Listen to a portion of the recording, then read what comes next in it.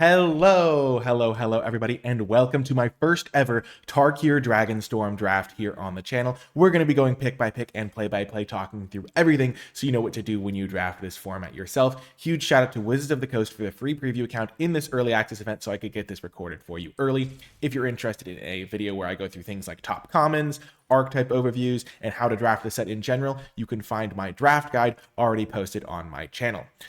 This draft is awesome because it's in the early access event, so we've got tons of great players around us.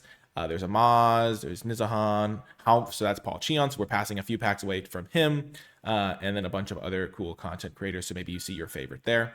But we're going to be going pick by pick. Our rare is quite good. Sinkhole Surveyor. When it attacks, you lose 1 life and this creature endures 1. Endure is a new mechanic that lets you either put a +1/+1 counter on the creature or make a 1/1 token. So that's because it's Endure 1. If it was Endure 2, you would be able to make a 2/2 or put 2 counters on it.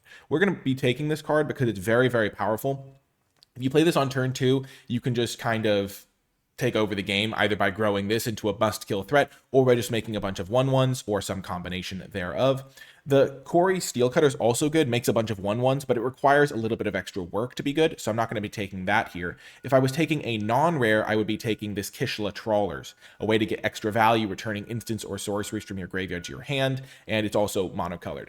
The thing about this draft format is that it emphasizes playing 3 colors, so 3 color combinations. So there's the Abzan, which is green, white, black. There is the Jeskai, which is blue, red, white. There is the Mardu, which is red, black, white. There is Sultai, which is blue, black, green. And then there's Temur, which is red, blue, green. And you will be seeing cards that are these 3 color combinations like this Jeskai Shrinekeeper. And so it means you can be more aggressive taking multicolored cards because there are less like potential combinations to fit them in. And so a card like Stalwart Successor, which normally I wouldn't be as high on, I'm quite tempted to take here because it plays really well with the Sinkhole Surveyor that I already want to play because it lets me put 2 counters on it. So if I go Sinkhole Surveyor into the Stalwart Successor, all of a sudden my Surveyor, when it attacks, is getting to put 2 counters on itself, which is absolutely huge. There is also Shocking Sharpshooter, which is a really good card if I was to go in the Mardu direction.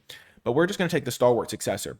And this does lean into another trend with this draft set where you might think, okay, Shocking Sharpshooter keeps you more flexible because you can put it into a red deck, you can put it into a black deck, you can put it into a black-red deck. But the problem is that black-red only fits into the Mardu color combination instead of something like black-green, where this start I can now play either Sultai or I can play Abzan with this start, because Abzan is the color combination where I would pair this with white. Sultai is the color combination where I would pair this with blue. So in this case, I could go like, okay, cool. I could take a Salt Road Pack Beast and be pretty happy here because now I can fit all 3 of these cards into the color combination that I'm choosing. I could take a Sibzig Appraiser here and fit all 3 of the cards into that color combination as well. And that just gives me a lot of extra flexibility. Now, I don't quite have to choose. I could take Whale of War instead, but I am tempted to choose a 3rd color here and maybe lean off into one of the 2 directions. This card is solid, but I think that it's worse than the Appraiser and the Salt Road Pack Beast. And I do think that I want to try to go with the Salt Road Pack Beast because I think that this card is going to, I think Abzan is a color combination that I'm a little bit more excited to play. And though obviously we're not really committed to anything yet. Okay, now we see Dragon Sniper as a 1-drop that's pretty solid. Another thing to note is so I'll just let you read it. Vigilance, Reach, Death Touch on a 1/1, so just nice stats. Plays well if you put counters on it, things like that. These lands, there's going to be one of these in most packs. The way that the like basic land slot works in this set is it's almost always going to be one of these enters battlefield, taps, gain lands, and or like a really special art basic land, so if you're drafting in person. But generally speaking, you're going to be getting a good land in these slots. I think I'm going to take the Dragon Sniper here to keep going with this black-green deck that also has some white in it. There is Dispelling Exhale, which is a pretty good blue common, and Ice Ridge Serpent, which is a fine blue common. Alicia's Legacy, which is a fine black common. But I think I'm going to try taking the Dragon Sniper here. And overall, I'm pretty happy with how this draft is going. Oh, perfect. We're feeling really good about our choice to go in this Abzan direction now because now we see a really good Abzan card. It is a Omen card. So this is the first one that we're seeing of the Omen types. You can either spend the Omen part, which will then shuffle the card back in your deck, so play it as a combat trick, in this case, the Absorb Essence, or play a big dragon. So that's pretty good. There's also Hardened Tactician, which plays really well with token makers, so cards that have the Endure mechanic that we already looked at, like Sinkhole Surveyor. And then there's also a mechanic in this set that is on a lot of the Mardu cards that will be useful for that. There's a Defibrillating Current, which has this hybrid mana, so we could cast this in our deck for just using black and white mana. I think it's between the Tactician and the Purging Stormbrood. I think I might take the Tactician here. I think this card seems pretty neat to me. I'm interested to try it out. And now there's an Abzan card. Very strong effect here. We can look at our opponent's hand, take a non-land card from it, and then when this leaves, they get a token. So if this survives, they never get the card back, and we're taking one of their best spells, so that's pretty good. There is also a Venerated Storm Singer, which is a pretty reasonable card as well, especially in the Mardu deck. This is the Mobilize mechanic, so when it attacks, you create a tapped and attacking 1/1 red creature warrior token and sacrifice it at the beginning of the next end step. There is also another Salt Road Pack Beast, which I think is quite good. It might actually be better than Severance Priest, but because this is a rare and I want to get an opportunity to try it out, I think I will take it over the Pack Beast. Actually, you know what? I'm just going to be doing my utmost to win in this draft. So I'm going to take the Salt Road Pack Beast, even though I am passing an Abzan card, which could be a bit of a downside. Now, in this set, you do really want to prioritize fixing effects. So Desperate Measures is a card that I really like, but I think I'm going to take the land here. It's close.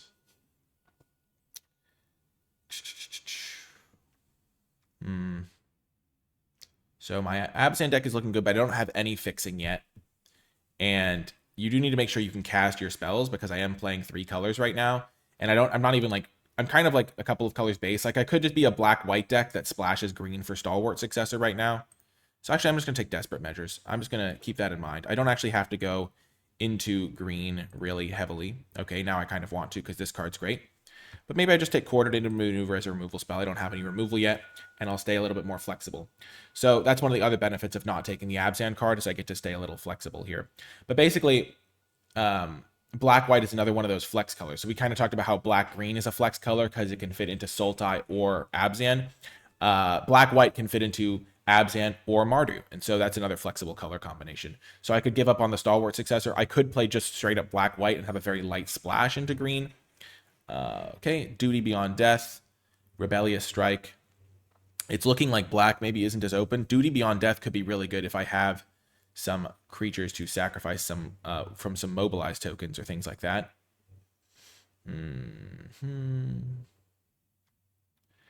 I kind of want to try it. I also just kind of want to get a 2-drop for my deck.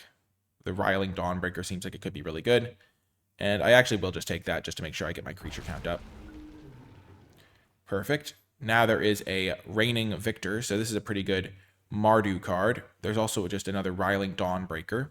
There's also Duty Beyond Death, Sun Shield. I think I'll take another Dawnbreaker. Just stick to black-white for now and decide whether to go Mardu in pack 2. And perfect, I got the combat trick. I did want to have a combat trick here. There is the Jeskai Monument, but that's only really if you're going Jeskai. And I am sorry, apologizing for not hovering over the cards quite as long, but there is a lot to think about. We're going to take Rebellious Strike here. Get myself a nice little combat trick here. So the power of this card is it's an omen, so it'll shuffle back in my deck. And the dragon part, ooh, nice Coordinated Maneuver. Nice to get another little removal spell. But basically, I could also just take Underdogs, but I think I'd rather just keep sticking to white for now. And I have a couple of really good black cards, and so black-white or black-green is a good direction to end up in. And now Worthy Cost. So now I'm in pretty good shape if I can play Mardu, I think. I think Mardu actually might be a better home than Abzan because of these 2 pack beasts. And though I am getting a last pick Abzan hybrid card. Oh, devastating. So I can't actually take the Taval. It's just a little bit too far away from my colors, but this card is fantastic. Whenever you cast a spell, it gives all your spells delve, but mostly it's just a 5-mana 6/6 flying lifelink, which is just huge. What I am very likely to take here is this Nomad Outpost. If I do want to play a Mardu deck, I don't have any red cards yet, but there's likely to be a couple that I want to play or a splash or something like that. And even if I just play an Abzan deck, I could just play this as a tap land. And this card is very, very strong. It gets all my colors a little bit more consistent, and that's kind of what I'm looking for. Green did not seem overly open, which maybe means it will be open this pack. There is a Piercing Exhale, which is a really good removal spell. But green, as I said, didn't seem that open. We second picked this card and like third picked this card. and we're just kind of willing to move away from green right now and just take the outpost and then try to play a Mardu deck, which plays well with a lot of our cards, like our sacrifice effects and things like that. Okie doke. Now there is a Shock Brigade. So I don't think we want to take Shock Brigade, and even though it's a good card in Mardu, because the being able to cast a 2-drop in red is not really feasible with our current mana base. So if you look at our mana, we're mostly set up to be, these are kind of 2-drops. We're mostly set up to be a black-white deck base, and then have a little bit of maybe a splash into red or something like that, or a splash into green potentially, depending on if we see something else that we really want in green. But mostly we're set up to be a black-white deck, and that then splashes. So I think instead of that, we're going to take Dragon's Prey over Stormplane Detainment. Just nice little kill spell. Even we would take that over Shock Brigade either way, but just keeping that in mind. But there's Dragon's Prey. We're not going to get this Windscarred Crag to wheel, but that is a card I'd be relatively happy playing. And I'm happy seeing a good black removal spell pass to me, because it could mean that black will be open for me at this pack. Perfect. So now we have another decision to make. We're going to zoom more in on the cards here. There is Caustic Exhale, which is really good in our deck because it has the Behold a Dragon mechanic. So that's another mechanic that we can talk about here. If you Behold a Dragon, it means you choose a dragon, you control or reveal a dragon from your hand. And we have these 2 Riling Dawnbreakers already to be able to cast this as a 1-mana -3/-3. There's also Marshal of the Lost. So when we attack, creature gets X+X+X. But I think we actually will just take the Caustic Exhale. This is a 4-drop creature. It's relatively replaceable, and maybe we can even wield one or get one of these late. But Caustic Exhale being a 1-mana -3/-3 is just fantastic, and a card that we're going to be happy to have, especially with these 2 Riling Dawnbreakers. We're uniquely set up to use this well. Marshal's good, but we don't actually have a huge number of token makers yet, and so playing a card that might just be a 4-mana 3/3 Death Touch in our deck, that's okay, but it's not like crazy. Now we have a very interesting pick again. There is Molten Exhale as a great removal spell. There is Alchemist's Assistant as a solid 2-drop, though maybe not as key in our deck, where we don't really care about... There are some cards that like reward you for removing cards from your graveyard. So like Karu Goldkeeper, whenever a card leaves your graveyard, you create a treasure. So like this renewability would be extra valuable there. I think what we're going to do here is take the Scoured Baron. I would be happy with a Dragonback Lancer, and I think Trade Route Envoy is great. I know I'm jumping between the cards. I should probably just talk about less, but this card's a really good way to get value. This is a reasonable 4-drop as well, but just getting good mana is so important for our deck, especially if we want to end up splashing a 3rd color if we see a really powerful multicolor payoff. Okay, so now we have another interesting choice here. There is Unburied Earthcarver as a 2-drop. There is another Salt Road Pack Beast. There is Twin Maw Stormbrood, so this can be either a removal spell off the splash or just a big flyer, so that's worth keeping in mind as well. And then there's another land. I don't think we're going to take the land here because we currently aren't even playing a red. We could even still just be going into green. I think Salt Road Pack Beast is going to be my pick here. I think the card is just great. The Earth Carver is also solid, but I think I can get a 2-drop like that later. The dragon was also very tempting. And now we can take Starry-Eyed Skyrider. So this card is really nice because it gives our attacking tokens flying, which is good with the Mobilize mechanic, even though we don't have any Mobilize cards yet, but also just really good with the Riling Dawnbreaker guys. So these guys will just get flying on their own. So that's a really nice synergy to be aware of. Always be looking for those. Just definitely a nice little addition to our deck. And this is also a very aggressive card. I think Abzan maybe wants to play a bit more mid-rangey, a little bit more defensive, and Mardu wants to be a little bit more aggressive, so we're kind of getting cards that are slanting us more and more towards a Mardu deck. And now this is a really good payoff for being Mardu. Attacking tokens we control have Death Touch, and it has Mobilize too, so that plays really well with a lot of our synergy pieces. It plays great with the Skyrider we just got. It's going to be a nice card to splash as a top-end card. It plays great with Salt Road Pack Beasts. I would play Mardu DOT. Actually, let's just look at this first. Yeah, this card's not a playable rare. This is more for constructed than draft. But this card's going to be great for us. I wouldn't mind a Bearer of Glory, but we're happy to get the Bone Cairn Butcher. And now we will take a land. So basically, you want to take the lands over replacement level cards. I think Stormbeacon Blade is good if you have a lot of ways to go wide already. My deck doesn't really have those. So we have like the Bone Cairn Butcher that we just got that lets us attack with a bunch of creatures at once. But other than that, we're just playing like normal cards, and we'd rather just get the fixing to be able to play the Bone Cairn Butcher. And that's just an important criteria to reach. We can take the Sun Shield now as a little bit of defenses against our opponents, having good graveyard synergies. I don't really care about the Delta Blood Flies all that much. Wild Ride's a little bit hard to use. So I'm pretty happy with this. And we don't have to be red. We could still switch back to green. We have this stalwart successor, but I think red is going to be a good spot for us to end up. There's Shock Brigade. Maybe we end up with good enough mana to play this as a 2-drop. It would be good in our deck. And I don't think we care about the Lightfoot technique all that much. We already have Rebellious Strike. And we already have one worthy cost that we're not really that good at using. So let's just take the Shock Brigade. And now we'll take Alicia's Legacy, just a combat trick. Sure, if we need one. Perfect. We got the Dragonback Lancer to come back. I think this card's actually going to be great in our deck. It plays really well with Saltroad Pack Beast. It basically makes, with the Mobilize, maybe the combat trick's going to play well with it. Plays well with the Tactician.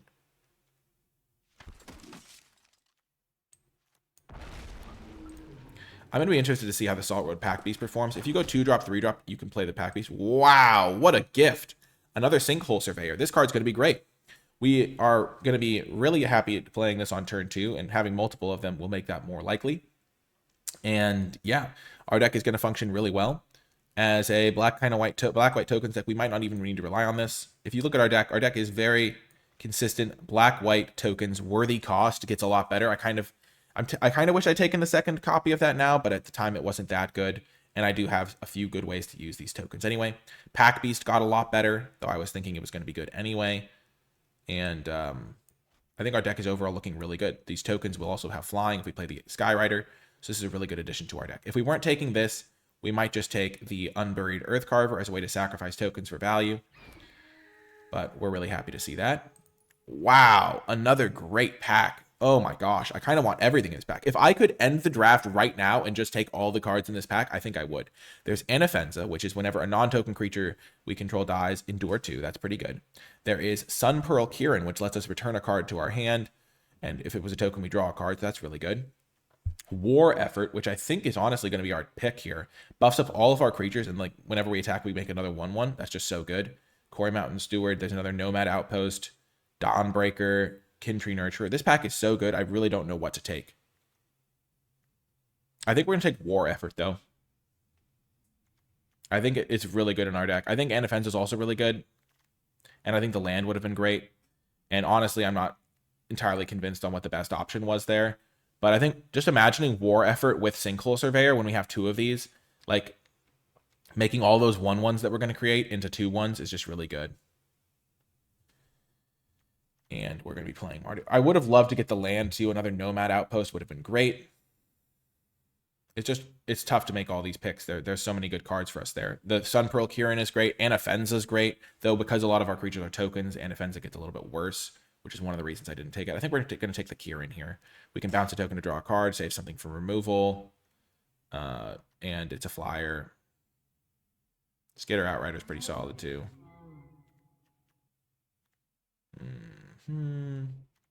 Now I think we take the... I don't think I want to take this card just because it's red, and our red mana isn't the most consistent. We're splashing up 2 cards here. Honestly, Kirin would have been good. Gosh, that pack was so good. It also even had the double spell guy. That I think that guy was in last on that little leaderboard there.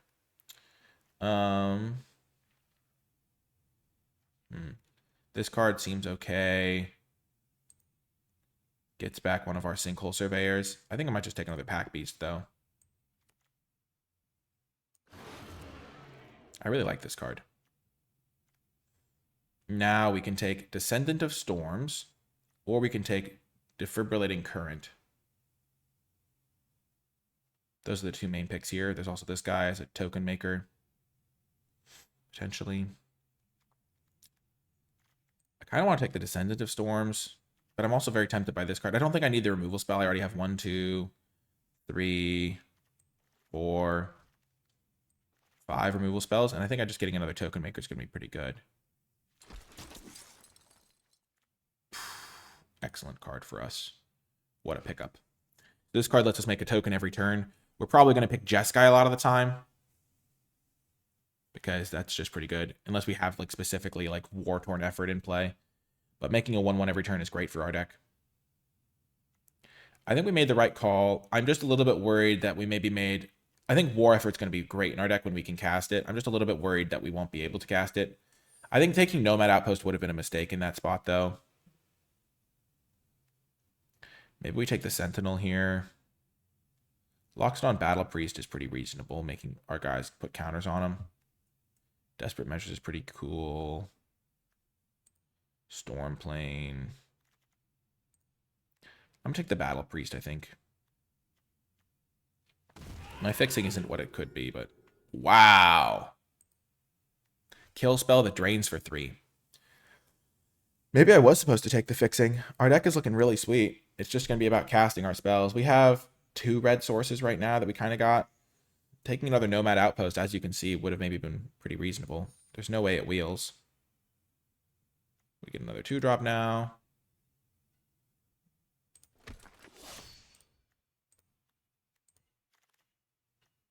Wow, we even got back the dragon guy. We're not going to try to splash one of these cards. We're just going to take the 2-drop. Yeah, that pack was really good, so. Maybe I wasn't supposed to take War Effort. We'll take Worthy Cost. Because if I hadn't taken War Effort, I could have taken... I don't think I would have ever taken Nomad Outpost, though, and that's really the card that I wish I had now.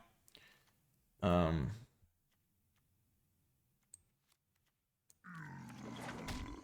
card's actually not that great in my deck. So we're going to build this up. But yeah, I think our decks ended up really good. We didn't take... there was that one Evolving Wilds that we could have taken, and that would have been pretty good in this deck, I think.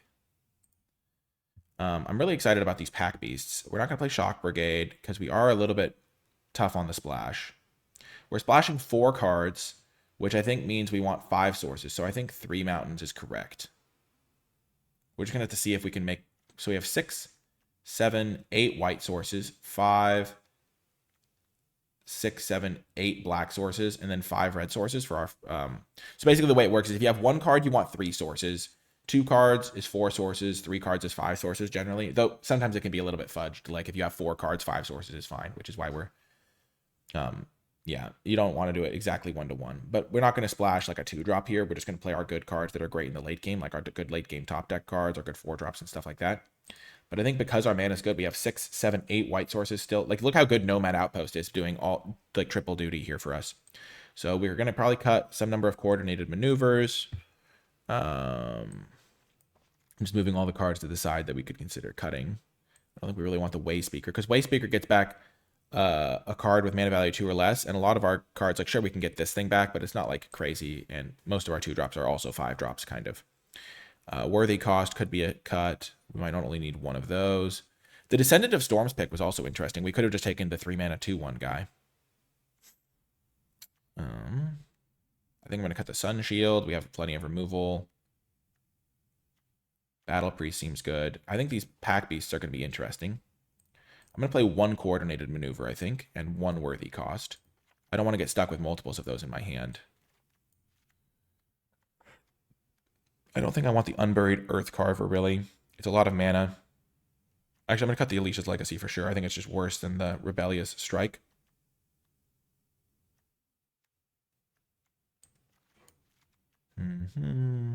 I'm really excited to see how the Salt Road Pack Beast does. I think it's going to be a really good card.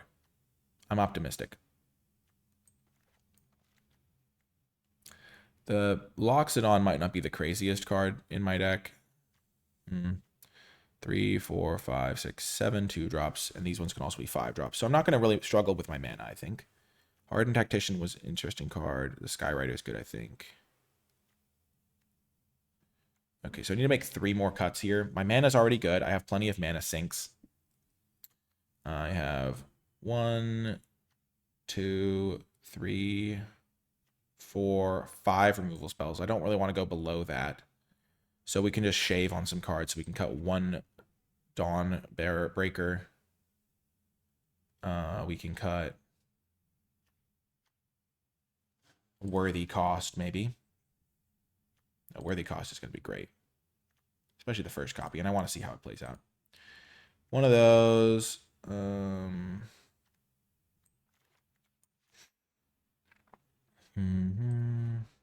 Let's just cut 2 of those, I guess. And the Earth Carver. It's going to be a little bit dicey. Maybe we cut the Rebellious Strike instead. Instead of cutting this guy. Yeah, because I just want to make sure I have enough creatures to make this Salt Road Pack Beast able to be cast consistently.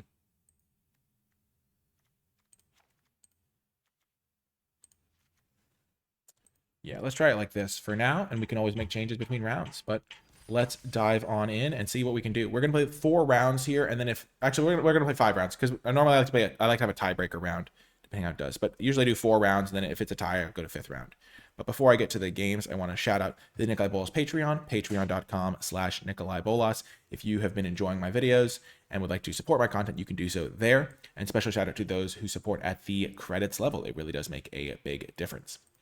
Patrons also gain access to my card-by-card tier list for the set, which is a nice bonus resource in my format thoughts document where I talk about a little bit of extra things when they come to mind and just can write a little bit of extra information. So there's some cool bonus resources, but let's dive into our match. We even have our Mardu avatar, Mardu sleeves, Mardu pet here. Perfect. This pack, this is the classic.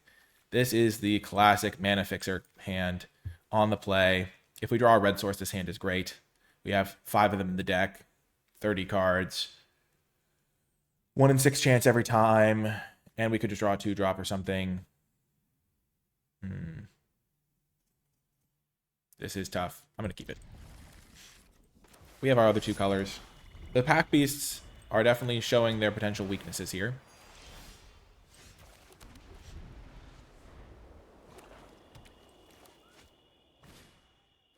Bearer of Glory, nice.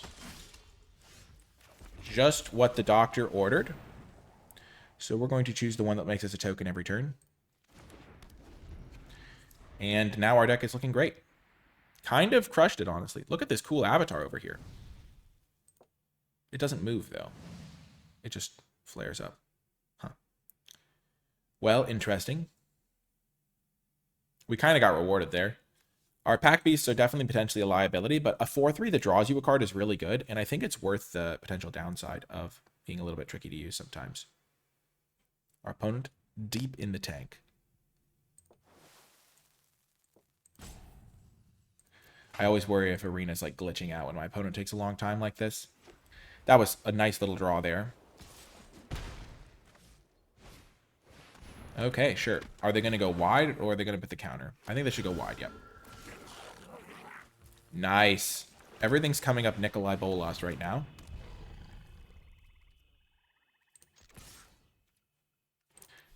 So we're not going to attack, even though this has lifelink and haste. Because if my opponent kills the Bone Cairn Butcher, which they could very easily do, this is a color combo that has a lot of removal spells, I want to be able to block the Kin Tree Nurturer. And I don't really want to have to... Yeah. That's just basically the logic there.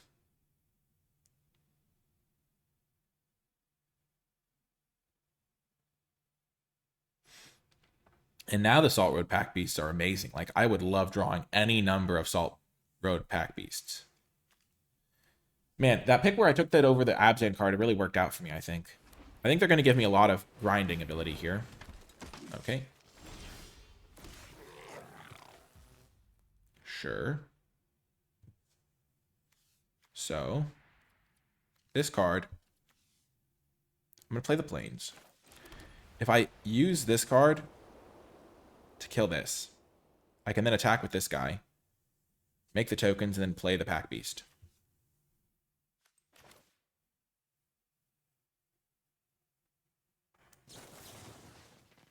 And I think I'm going to do that because it is such a powerful play.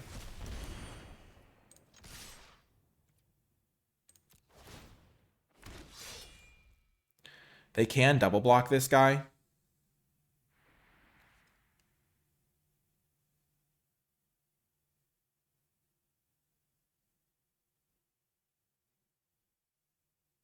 So maybe I should have waited for them to put blocks on, but then they were just going to block their 3/3 on something.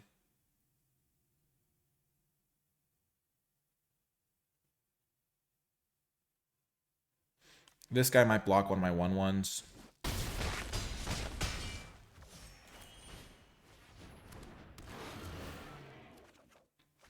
Okay. So this thing can attack, threaten activation. If they do that, though, I will block the Kin Tree Nurturer to make them spend their whole turn doing that.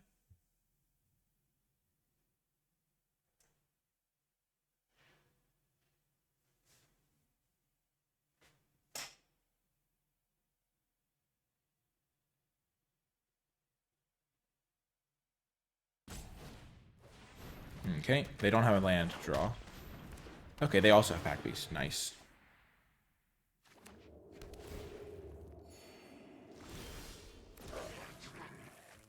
Oh, what a rip.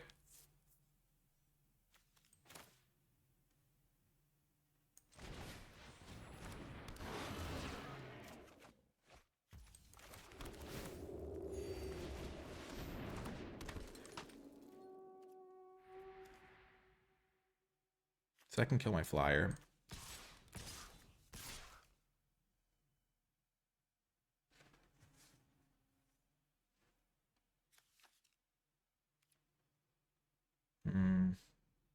So I'm dealing guaranteed 5 to them. They're going to have to kill this thing.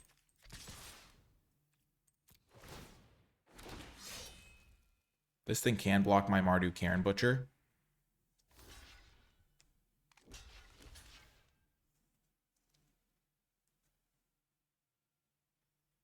I'm actually okay with this, I think. Their mana is going to be tied up next turn using the Strike Master. Oh, perfect. This is actually the perfect block for me. At least this is what I wanted to happen. We'll see if it works out for me, but I really wanted the Starry-Eyed Skyrider to live, because then I kill them next turn.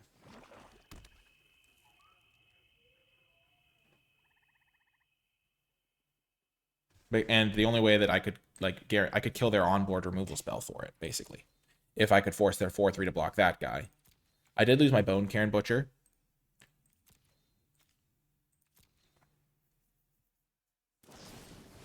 Okay. That's pretty reasonable for them. They get the mana back. Stadium Headliner. Okay, that's pretty good for them. And they get to gain 2 life.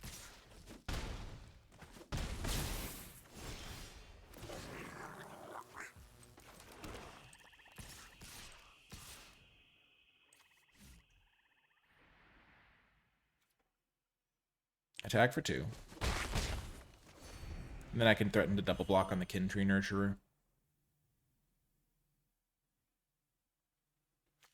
So the way this exchange has worked out, I got a 2-for-1 here. They got a 2-for-1 there. I've played 2 of them, right? Yeah, I've got an extra 2-for-1s there. This thing has just made me so many tokens. It's been insane. They have 2 cards left in hand. I have 2 more pack beasts in the deck, which are just insane draws. I've got a high life total, so the 1/3 flyer is really good. Remember, they can use this on defense, so I might just have to hoard up an army for a little bit. Okay. They're just making a 4/3 there. Interesting. Ooh. That's really good draw.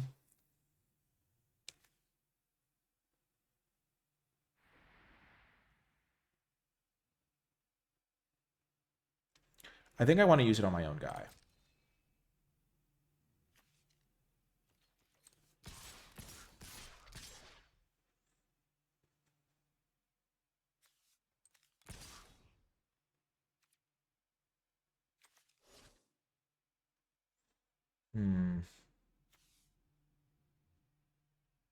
They're going to block this guy. I'm going to kill it.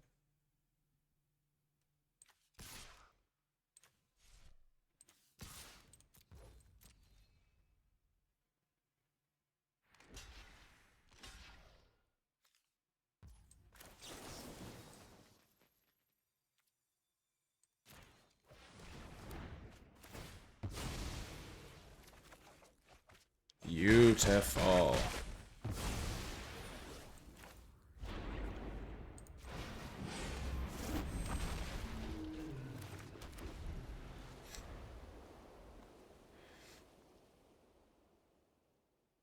Because that stops their 2/1 from attacking.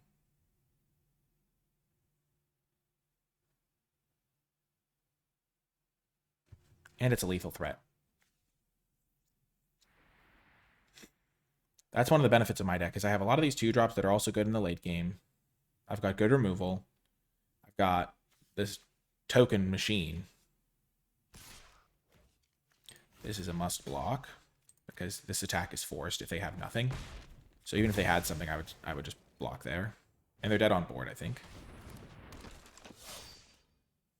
if they have nothing. So they don't have a kill spell, or they would have killed this.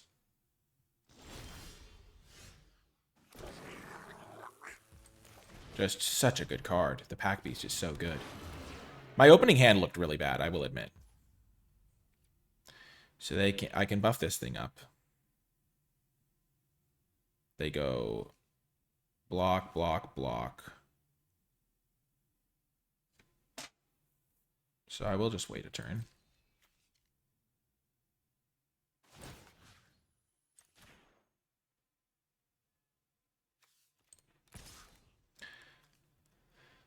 Yeah, because I can only put them down to 2.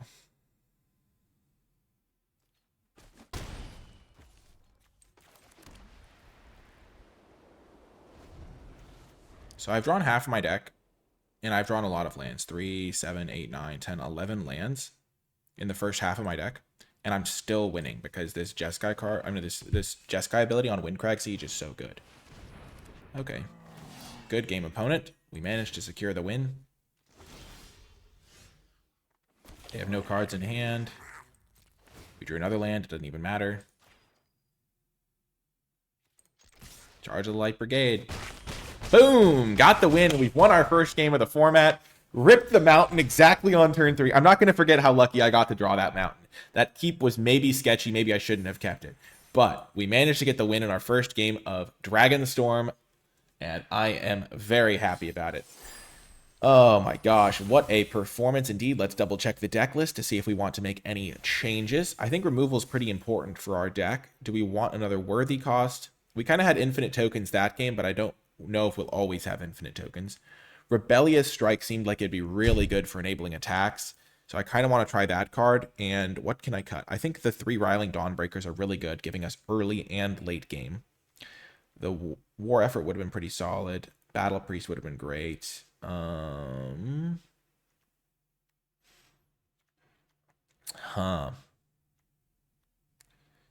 guess maybe I will just keep this on the sidelines for now and keep the deck as is. But I really want to... We'll get, as we get more reps with the cards over the course of these rounds, we will see if we want to make any changes. And yeah, as we get ready for round 2, if you are interested, as I said already, if you're interested in like an overview of the format, all of that kind of stuff I was talking about with regards to drafting certain color combinations to leave you more flexible in the 3-color environment, knowing which commons to prioritize, like that Pack Beast, maybe you didn't think about that card being as good. Like 6 mana does look like a lot, but as you saw, that card was stellar for us, and when our opponent cast it was pretty good too. Things like that. I also, those are all in my draft guide, which I have for this set. It also has the common combat tricks to be aware of, the mana fixing you should be looking to prioritize, things like that. So lots of cool stuff there. And yeah, I'm really happy with how this draft has gone so far. And this is a excellent hand. Really, truly excellent. So we're going to start by going Descendant of Storms, and then we're going to play this Sinkhole Surveyor, and then we can play the tap land. I think last game was a bit of an anomaly because we drew all of our red cards. We desperately needed the red mana. This hand can totally function as a white-black hand. And the Sinkhole Surveyor is probably going to just start making tokens. We're not going to endure because we want to get the Surveyor down. But we might start enduring next turn instead of playing like the Riling Dawnbringer. Because we can really flood the board.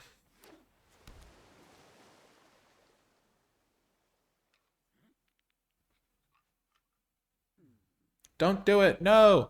Don't kill it. No, I just want to win the game for free without doing any real work. Just let me win the game for free. Please. Okay, Skimmer, that's okay.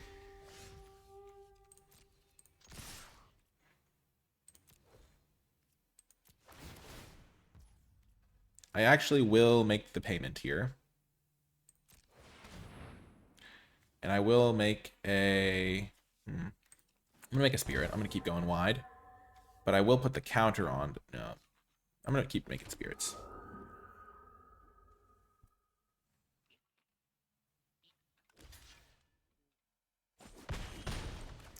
I think making Spirits is going to be good for my overall strategy. Make this thing cheaper. Make myself a little bit less vulnerable to removal spells.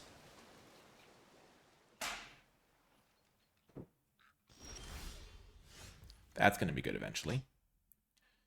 Okay.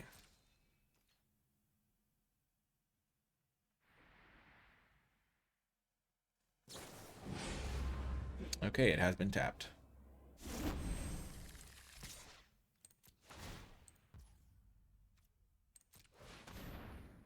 Create another 1/1. That way we can play the Pack Beast for 1 mana. We're cooking now.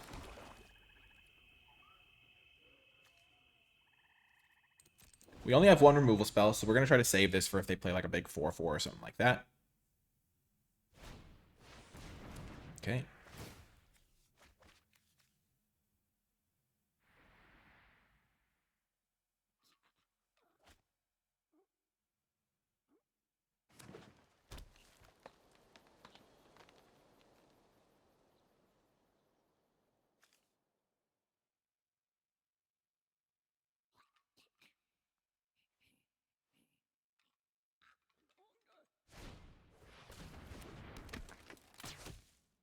Okay, Dragon Sniper.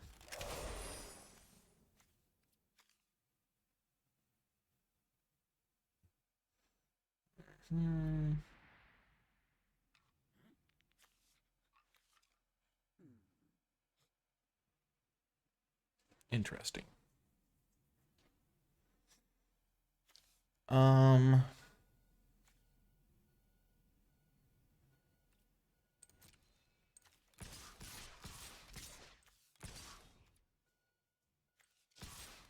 This thing can trade with the Dragon Sniper.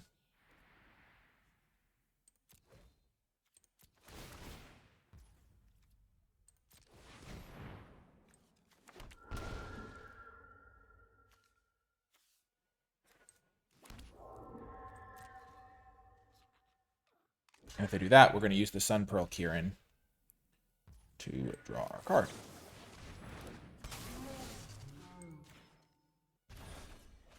Pretty good there. And now that we have an extra removal spell and such a wide board state, I'm fairly happy using Worthy Cost on this. But as you can see, we've just been going so wide. We have, if they play a creature, we can just attack them with all our guys, and it's just formidable.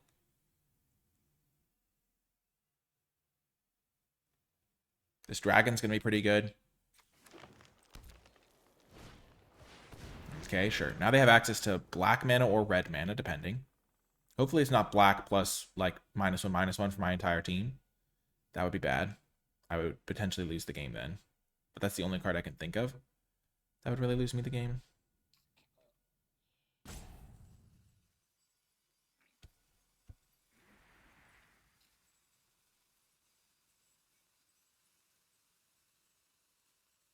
And it's an uncommon. There's an uncommon that we already saw.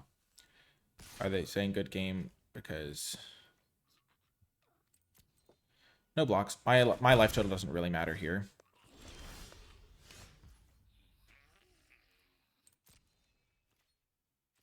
Four, 6, 7, 8, 9.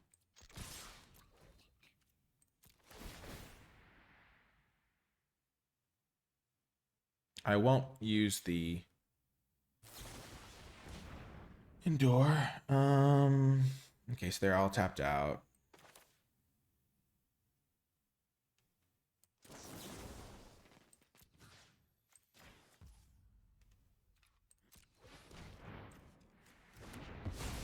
Just to stop them from drawing a card.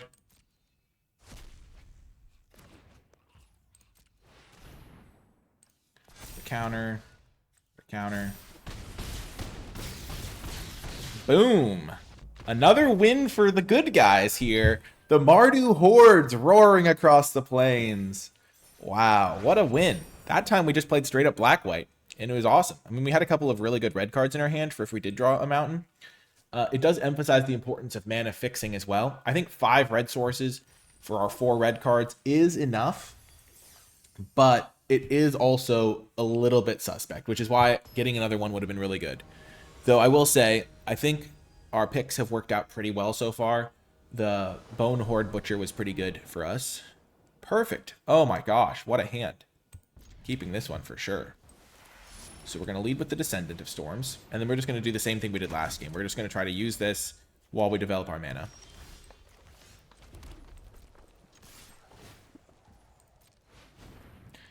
Make a 1/1. We could have put counters, but I think for now, when we have Pack Beast in our deck, we just want to make as many 1/1s as possible. Okay. We're not going to use it. When you only have one removal spell, you have to be really careful using it.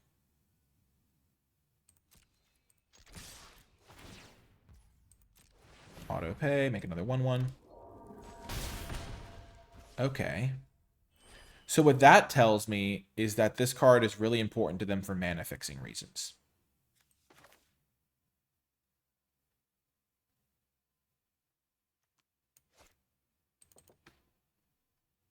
It's not going to change my play, though. Because they could also just draw a swamp. Like, if I use my removal spell and throw off my entire own game plan just to kill their 2/1, and then they just, like, draw a swamp, play their card anyway. Okay, so they're going for, like, maybe a 5-color build. Another Devotee. Sure. That's a really good card. Okay.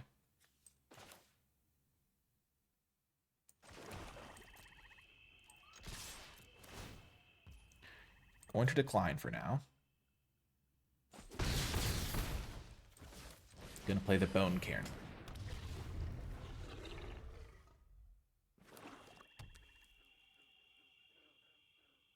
Like, yeah, they drew the swamp anyway. They have 5 mana. Ooh, interesting.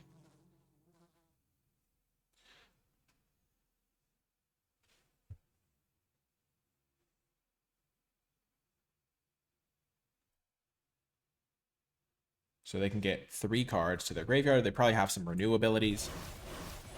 Yep. So they can put counters on things. That's pretty good. It's going to make us want to save our worthy cost.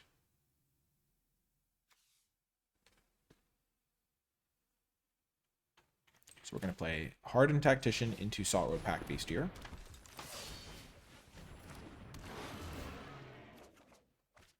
We did not draw the land we wanted, but that's okay.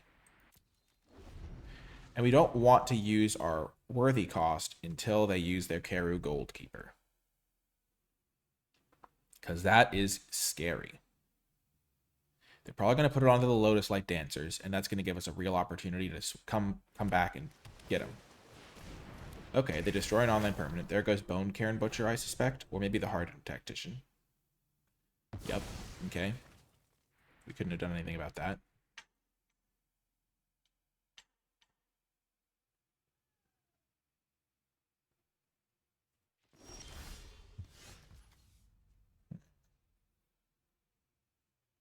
Creature or land. So they're maybe trying to get back one of these things.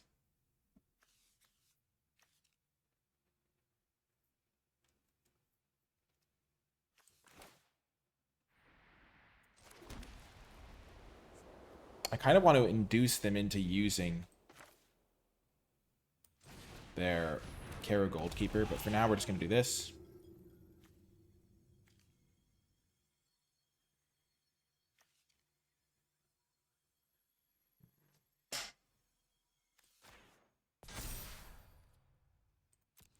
Buffing up this guy so that we can double block this guy right now.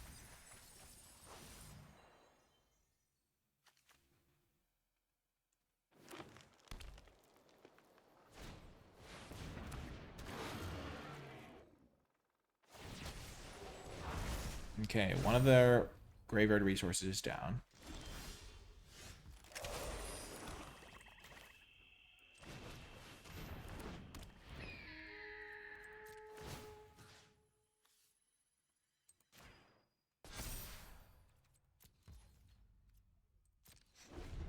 Again, we're waiting for them to use the Keru Goldkeeper.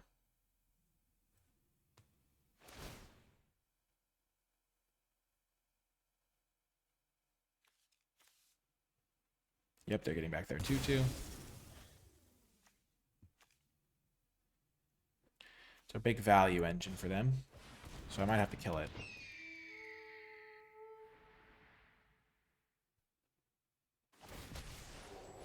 Yep, okay.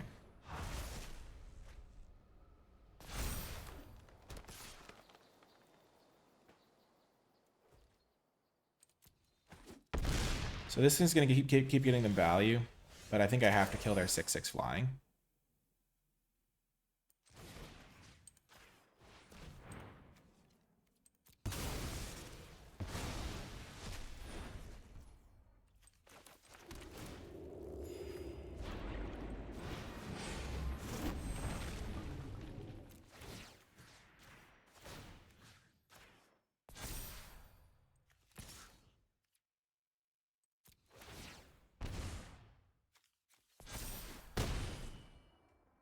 Okay, I now have a pretty substantial aerial assault clock. This Lockstone Battle Priest is doing serious work. It's going to be able to buff this guy next turn, so even if they put 2 counters on this thing, it's not the end of the world. Sure.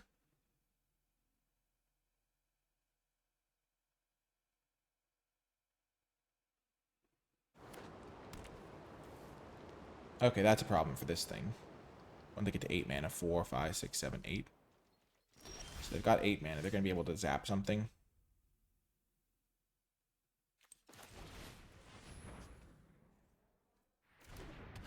Come on, big draw. Nope. Okay. If I had drawn a kill spell for this, I think I would have won this turn.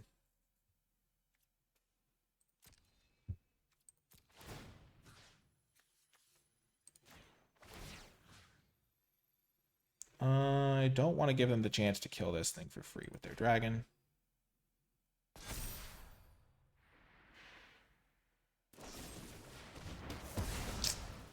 That's a bummer.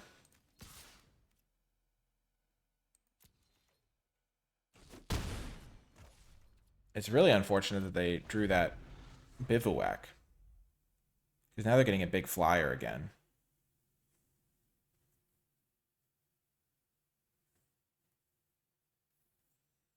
That will shoot down my Descendant of Storms.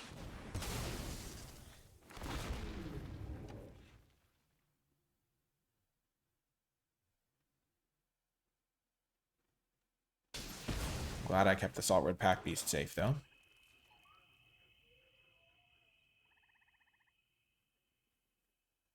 They have a lot of lifelink in their deck.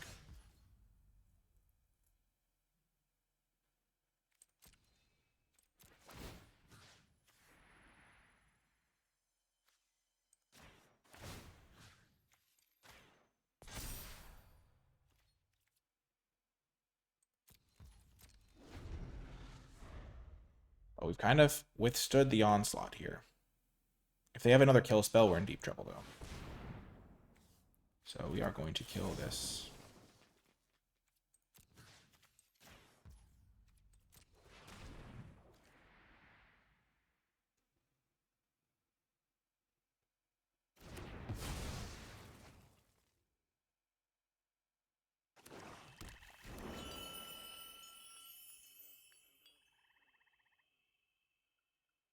So they can't, like, draw a card off this.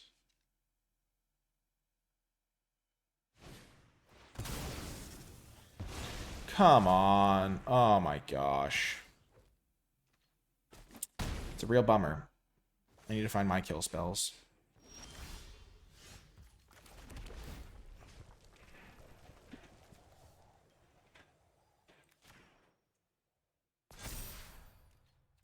We have a little bit of time.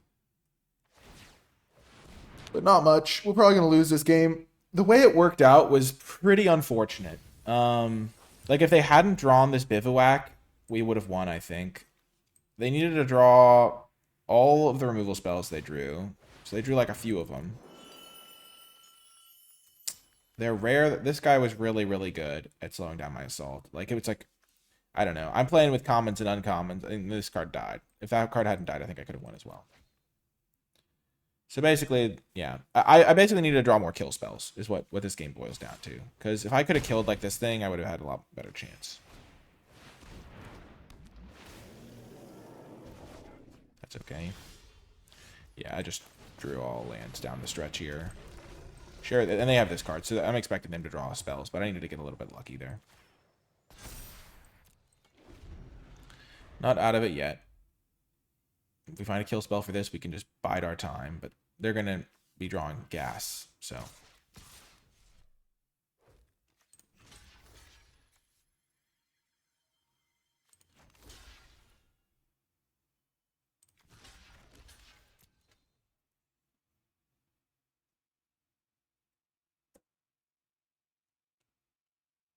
Definitely worth throwing in an extra block here.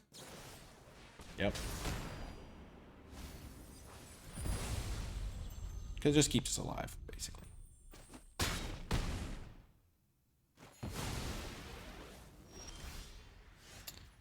Yep, good game, opponent. I just couldn't draw a spell there. My gosh. Oh, man. Another game where it was kind of within our reach, honestly. Like, I think we could have won that one. Not particularly fun there. But again, halfway through our deck, we drew 11 lands, and that was the difference maker. Like, I don't know. If we draw 4 more spells that game, I think we can win. All I'm saying.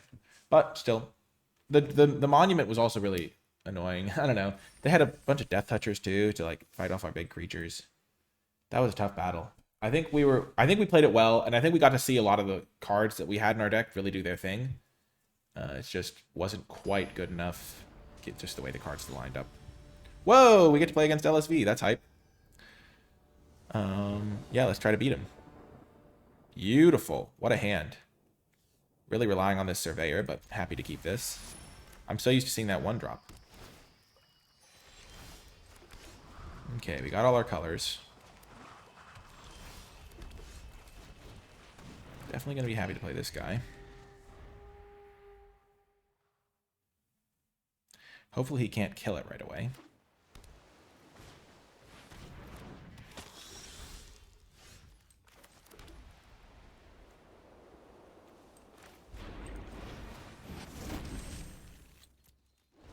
This card's a problem. This card's really good as well. Black has a lot of really good rares in this set. Oh my gosh. Codas.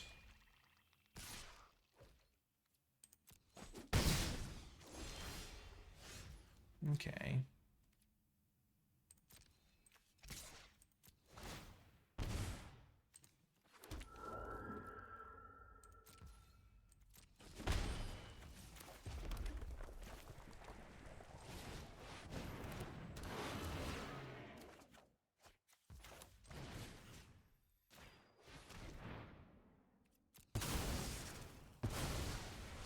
Go to their indestructible guy.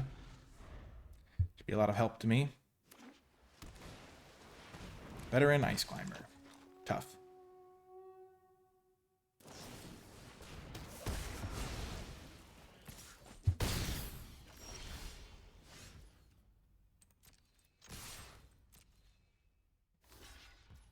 Yep.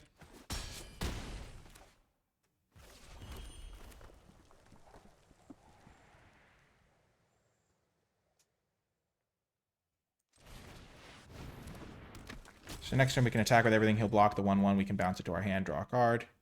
Or we can just try to make this trade happen.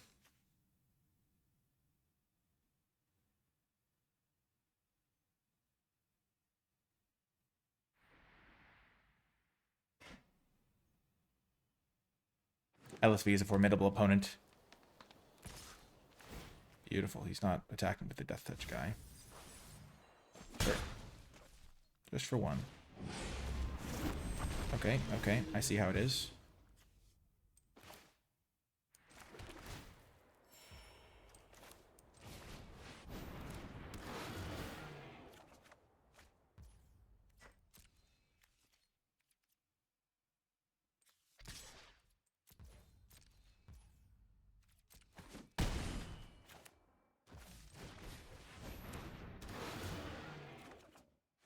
Oh, what a draw. Oh my gosh, this is so good. Oh my goodness. We are cooking.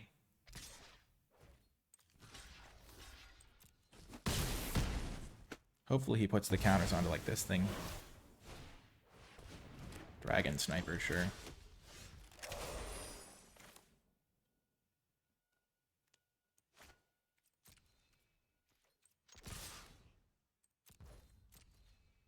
This thing's going to trade with one of my 4/3s, but that's okay.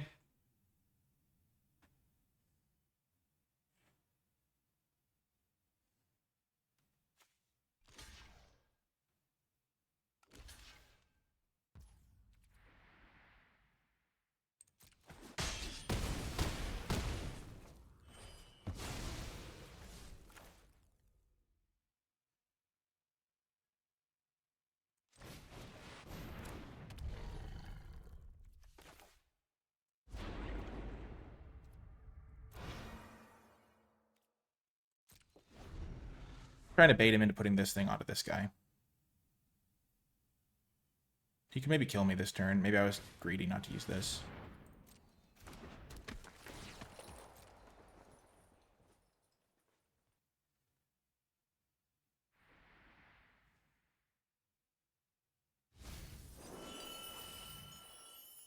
That's a pretty good card. Definitely scary. So he has only these two.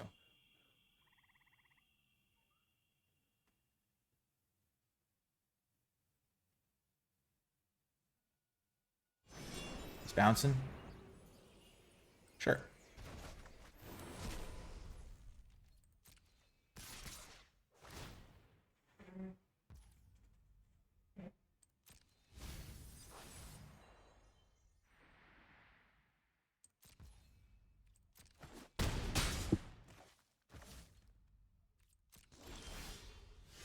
That's a great draw.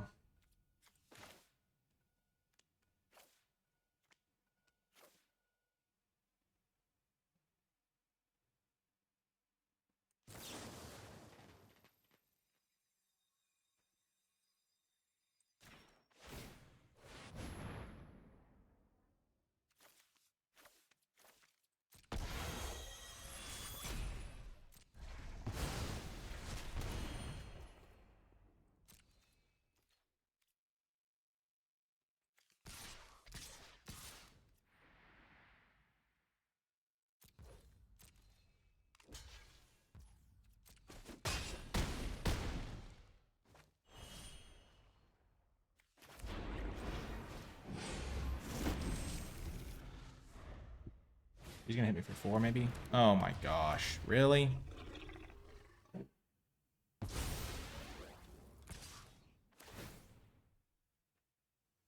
Just the one. Okay, okay. Ah, tricky, tricky. Okay, this has menace.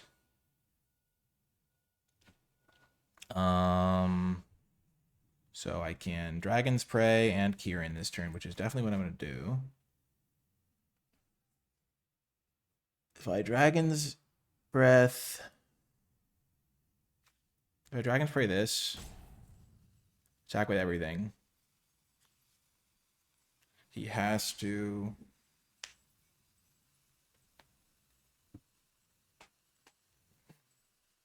If I Dragon's Prey this, attack with everything, he has to block with this.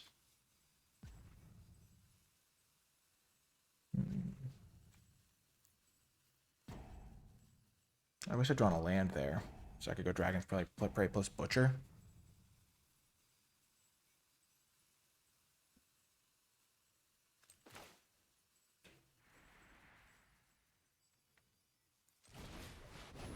I think this is my best bet.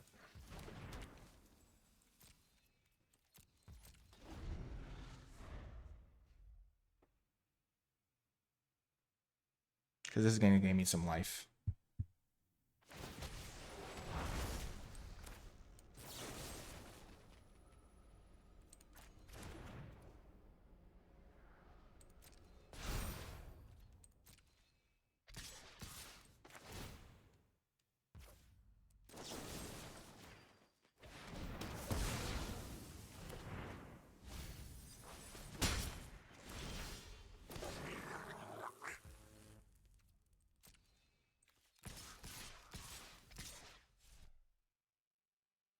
So he blocks here.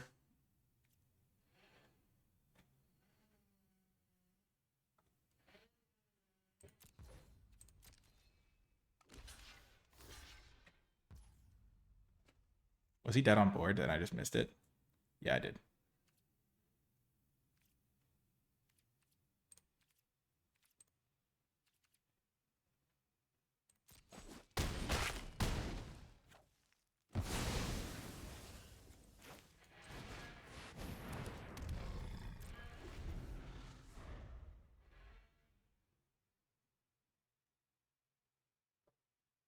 If I attack with this, boom, we got the win anyway. I should have taken that extra second, but what a win. Taking down LSV.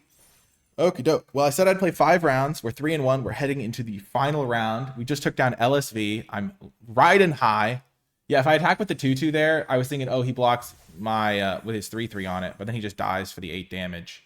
So yeah, I should have attacked with the 2-2. I don't know what I was thinking there. I literally like considered it, and then I just didn't take the extra second to think about it because I was too excited because I thought I was about to win. But basically, there's like a +3/+3 combat trick, and I could have lost to that if I had, based on the way I did that, instead of not losing to it. Because even if he blocks the 2-2, I can just bounce it back to my hand with the Kieran to like make it not the end of the world. Okay, perfect hand for our final game. I love seeing this. We're on the draw, unfortunately, but the Descendant of Storms has been so good. Playing against Teamer, maybe. This is a good combo. The Salt Road Pack Beasts have been insane. Sure.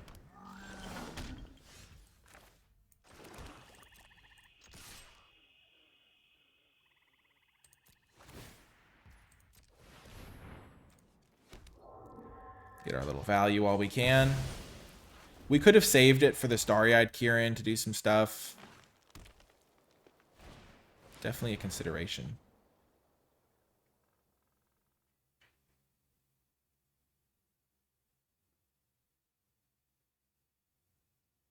Like, just play this token guy instead.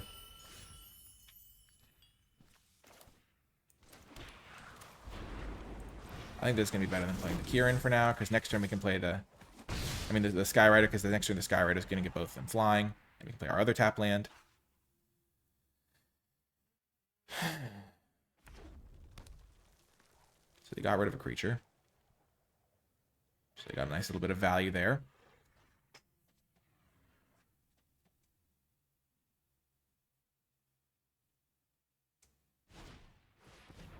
Okay, I do not think that's a great card.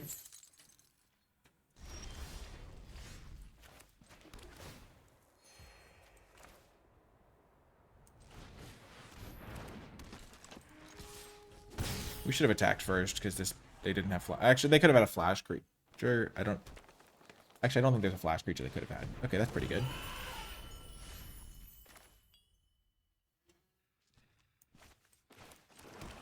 Play that and then leave up our white mana.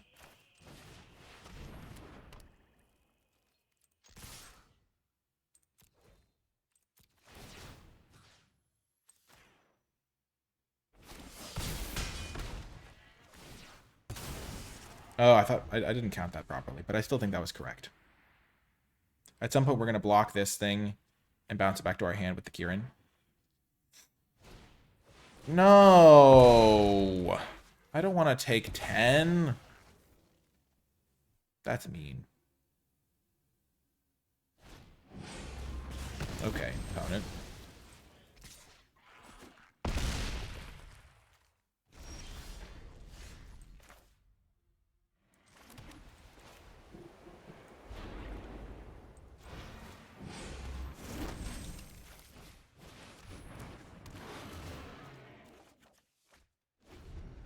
This thing can get untapped eventually.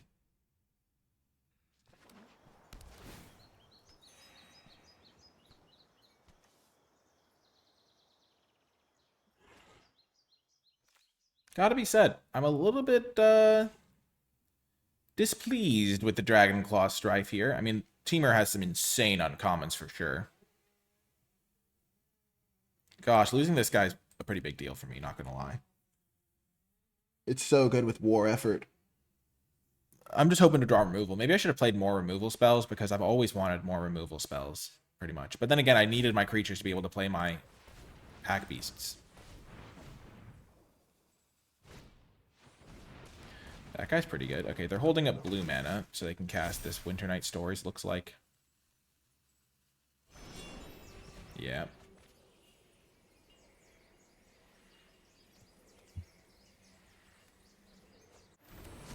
And they discard a creature once again. Sure. Well, that's interesting.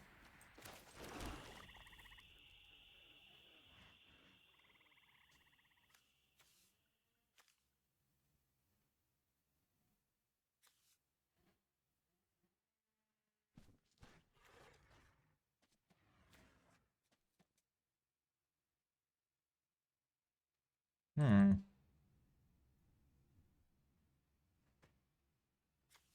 5, 8, 9, 10, 11, 12, 13.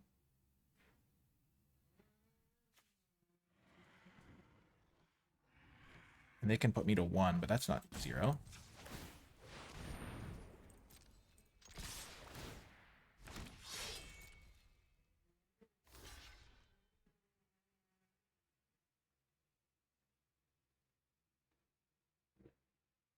They go to...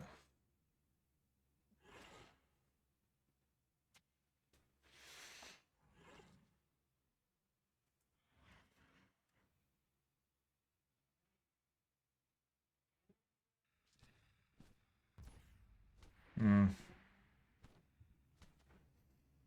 Do I kill their 5/5 for 2 mana? I think so.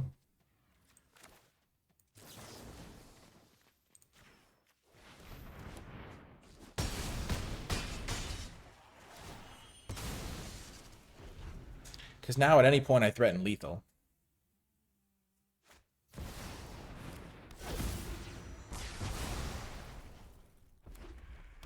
Well, that just feels unfair.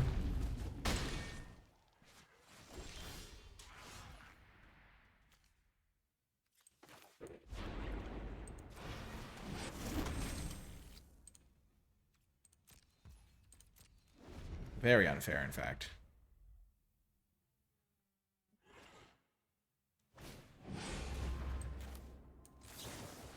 Gosh, I was going to try to, like, get him. Like, sneak it out.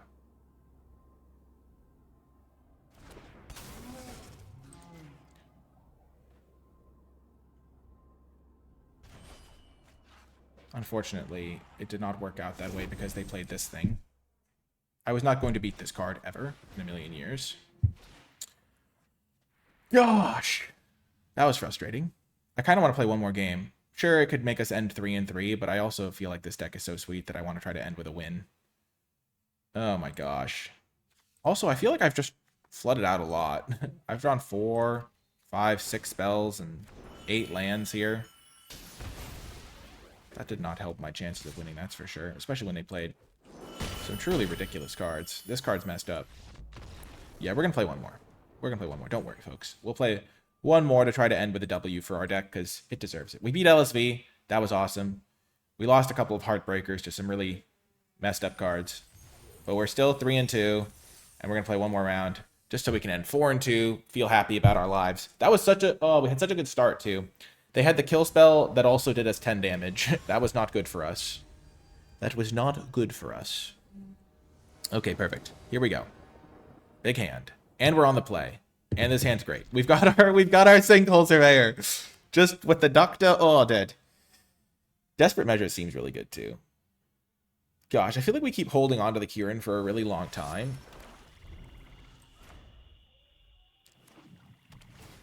Okay, blue-black. Okay, we will definitely be looking for a red source.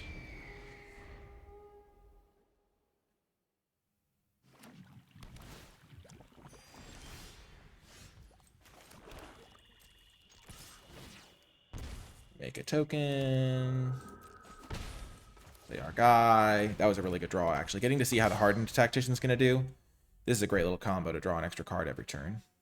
Build your own value. This card's also really good for that. If we draw any of our pack beasts, we're going to be drawing a ton of cards. This card's fantastic with this card and this card. It's all coming together.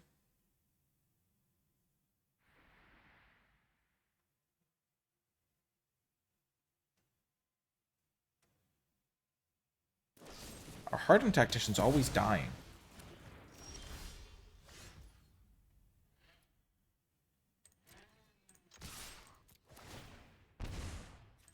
We're going to make another Spirit. Then we will draw 2.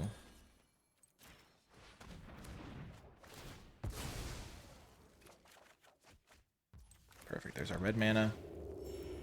Then we're going to hold up the Kieran to protect our Sinkhole Surveyor.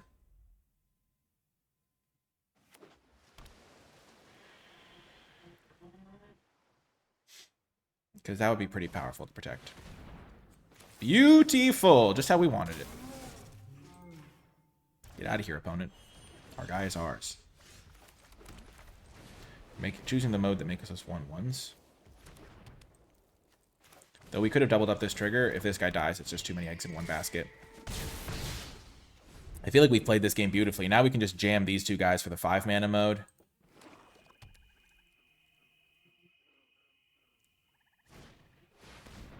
Sure, turtle.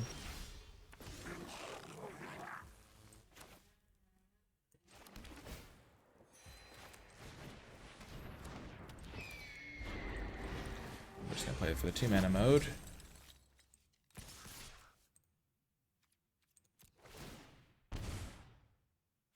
Counter on him. Going for max damage at the moment.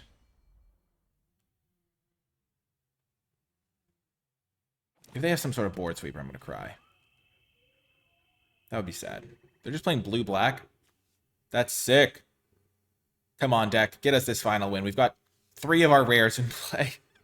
We have so many creatures. No!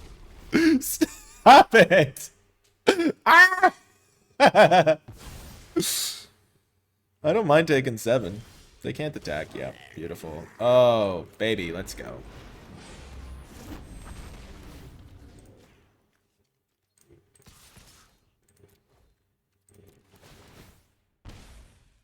Counter.